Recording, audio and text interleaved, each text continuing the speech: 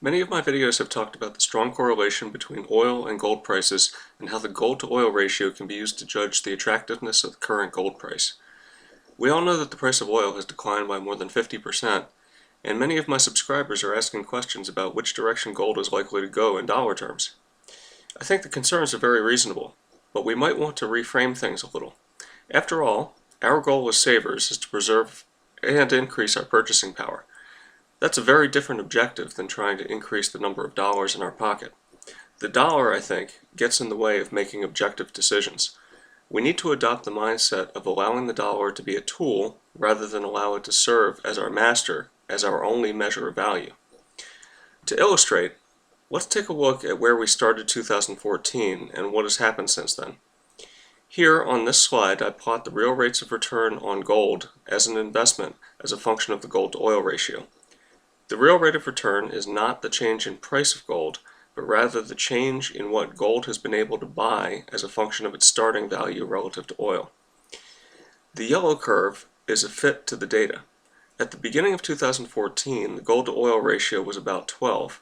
According to the curve fit, one would expect that the real rate of return of gold would have been about 11% per year. What happened in 2014? Well, the price of gold didn't really change, which led lots of people to get frustrated, especially since stocks increased in price quite a bit. What did change was the general level of commodity prices. They declined significantly. The continuous commodity index dropped by 10.5%.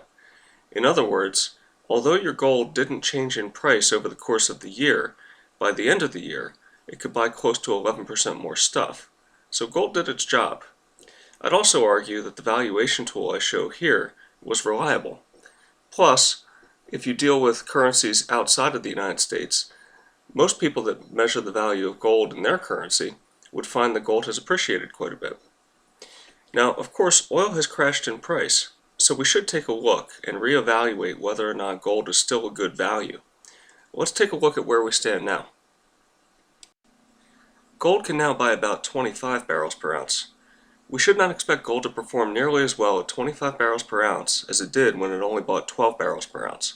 In fact, I'm expecting that gold will have a real return that's somewhat negative over the next few years. Does this mean that you should sell all your gold? No. It just means that we need to discuss strategy a little. I'm personally not selling the gold that I've already accumulated, and there are three reasons for this. Firstly, many of the options that I've explored turn out not to be any better from a valuation standpoint, and I'll show you why in a moment. Secondly, the options that I've found that do offer better prospects are either limited in terms of how much you can purchase in a given year, or they have enough risk that you'll want to treat them as a speculation and limit your exposure. Thirdly, in the event that there is an accident in the monetary system in the future, history has shown that gold will be very difficult to obtain. So in my personal view and approach, my gold will remain tightly held for now. I won't sell it. I will still buy gold on a monthly basis, but in smaller amounts. A significant portion of current and future savings will be used to purchase some temporary speculations with the intention of buying more gold in a couple years with the proceeds. So let's discuss some alternatives to gold that I have considered, starting with the one that's the most obvious to the precious metals community. Here I show some long-term data that correlates the performance of silver relative to gold as a function of the gold to silver ratio. The dots are actual data points and the yellow line is simply a curve fit. Right now the gold to silver ratio is about 73 based upon the spot price. If past is prologue, then this would suggest that silver should do about 1 to 2% per year better than gold over the next decade. Unfortunately, this isn't enough to overcome the performance burden that I expect for gold. So, although I'd expect silver to do slightly better than gold, I think it will decline somewhat in purchasing power over the next few years, simply because the cost of energy has come down so much. In addition, we have to consider that we as retail investors have a hard time investing at spot. Premiums on silver are very high right now. If we simply consider the pricing on gold eagles to silver eagles, you can't buy 73 silver eagles for every gold eagle, and this is just an example. You'd probably be able to get closer to 60 silver eagles for every gold eagle. This is a substantially different ratio, and would suggest a different relative performance of retail silver to retail gold. I'd expect, based upon the high silver premium, that silver for the retail investor will perform about on par with gold. And maybe this will change in the future if silver premiums become more reasonable, but that's not the case now, and so I'm waiting to see what will happen. And I don't see a much better picture for, generic silver like bars and rounds either. Okay, so gold is priced highly compared to oil. Silver shares the same problem. What about investing in oil? Doesn't that seem like the obvious thing to do? Well, yes, but one has to consider how we can accomplish that. The easiest thing to do is to buy oil futures or an ETF that invests in oil futures. Let's explore the ETF that's the favorite right now for investors who want exposure to the oil price, and that ETF is ticker symbol USO. Let's take a look at the relative performance of USO against spot oil starting at the lows of 2009. This would mimic what would have happened if you, the investor, decided to take advantage of low oil prices in 2009 by buying into a financial instrument promoted to match the performance of oil. As we can see, the price performance of USO was disappointing. Sure, short-term movements in the price of oil seemed to be captured, but long-term, USO seems to have lost considerable value relative to spot oil. And why is this? Well, there are two reasons. The first is that there are administrative fees for any ETF or mutual fund. These get paid regardless of what happens to the price of the underlying asset. The second reason is that USO buys longer-term oil futures and rolls them over as they come due. Futures are always sold at a premium to spot because someone needs to store and insure the underlying commodity. This cost is borne by the buyer on the long side. So USO, when they buy oil, will pay a premium over spot, and every time they need to roll over a contract, they'll pay that premium again. In an environment where the oil price is stagnant, the investor in USO will constantly be losing value. So instead of commodities, maybe the answer is to buy stocks. Let's take a look at the S&P 500 and see how it stacks up from a valuation perspective. Here's a plot of S&P 500 valuation courtesy of Robert Shiller. I like his way of looking at things. What he does is he keeps a running total of the 10-year average earnings of the index and uses that to calculate the price-to-earnings ratio. This has the advantage of removing any extra noise that results from only using earnings from a single year. And it also eliminates the possibility of using earnings that are just future projections. It's a more accurate reflection of how many years it will take for the earnings of an equity purchase to pay back the initial investment in the equity. We can see that much like the gold to oil charts that I've shown in the past, the price to average earnings has tended to be range bound, and it's fluctuated between a value of 5, where stocks are cheap, and 25, where stocks are expensive. There have been a few short periods of time when the P to E has exceeded 25 significantly, namely in 1929 and 2000. But we all know how those episodes ended. In 1966 came close to hitting 25, and the following decade and a half proved to be very unfortunate for the buyers of stocks in that year. Notice where we are now. The P to E is about 27. This is not as high as in 1929 or 2000, but it's still pretty high. So it's not outside the realm of reason to assume that the results going forward could be quite disappointing.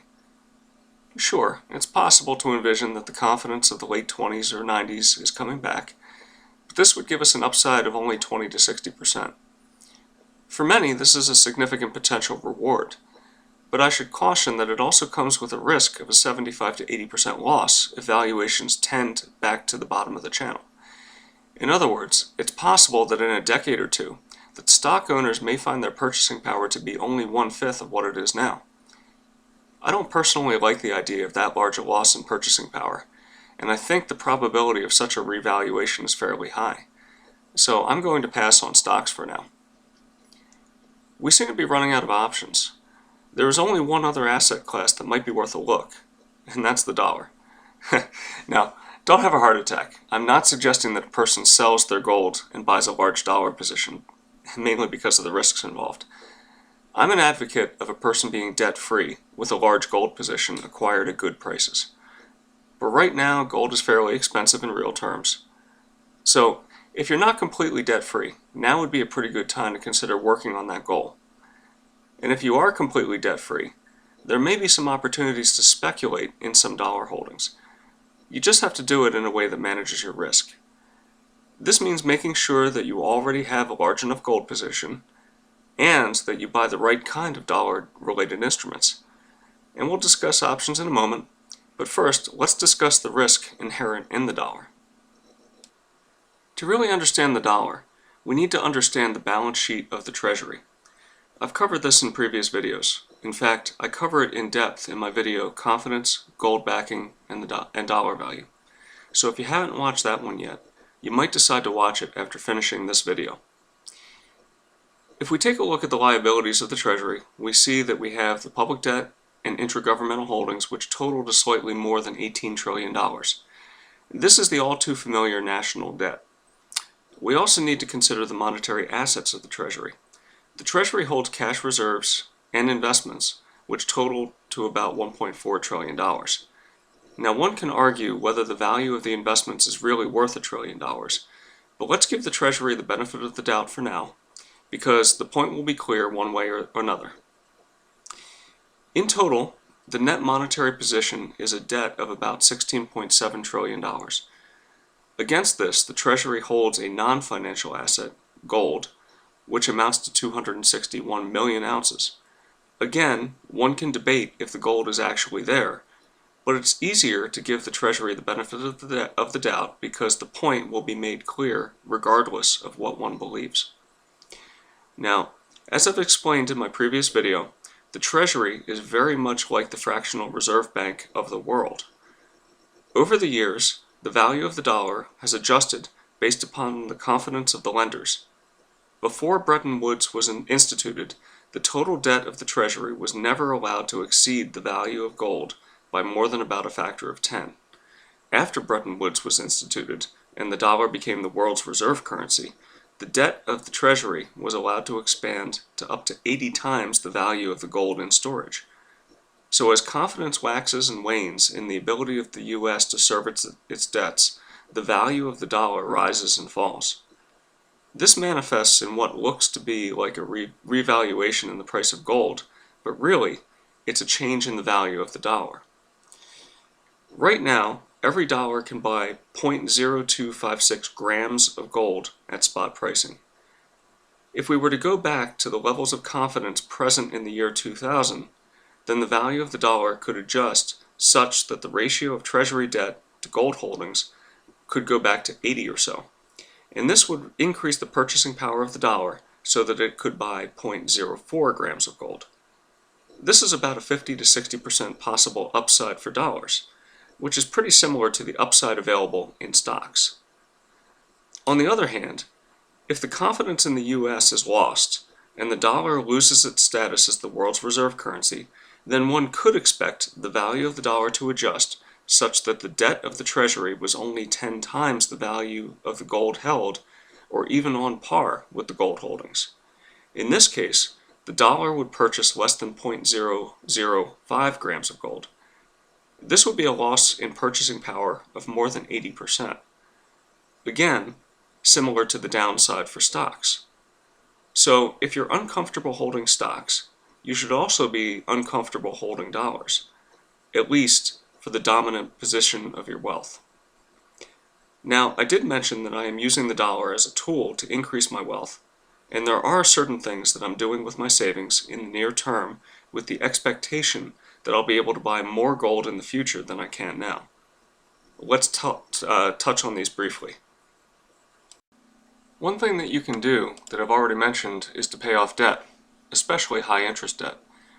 This is a no-risk proposition. After all, the dollars really aren't yours. You're just paying back dollars that you've already borrowed. This option's not available to me personally any longer because I'm already debt-free, including my house, but it's something that you may want to consider doing right now.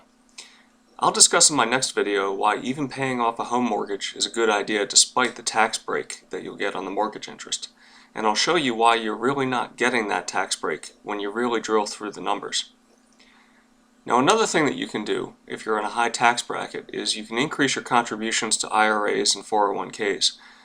You might be surprised at how much this can increase the spending power of those dollars, especially if you're within 10 to 15 years of retirement.